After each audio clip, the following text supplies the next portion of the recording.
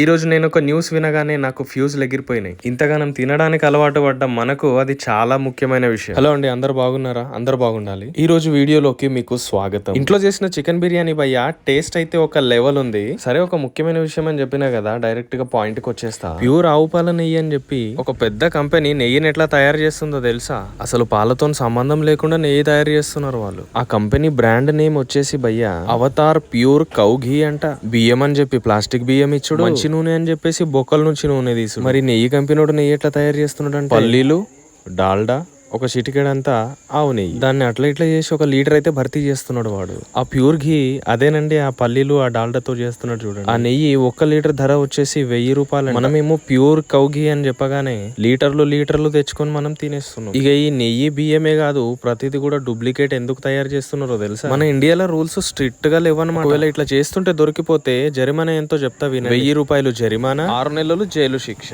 వీలైతే 2 ఒకేసారి పడవచ్చు. డూప్లికేట్ తయారు చేస్తూ కోట్లు సంపాదించడానికి 1000 రూపాయలు ఒక పెద్ద కథ. మరి 6 నెలల జైలు శిక్షకు వస్తే అది నాన్ బెయిలబుల్ కేసు అయితే కాదు, వారం రోజుల్లో బయటకు వస్తారాయే. సరే, ఇక ఈ ముచ్చట ఏనే ఉండను గానీ, వీడియో మీకు నచ్చినట్లయితే ఒక లైక్ చేయమామా, ఒక కామెంట్ చేయమామా, సబ్స్క్రైబ్ చేయమామా. అన్నట్టు చెప్పడం మర్చిపోయాను, నెయ్యి తినే ఫ్రెండ్స్ కి వీడియోని తప్పకుండా షేర్ చేయండి.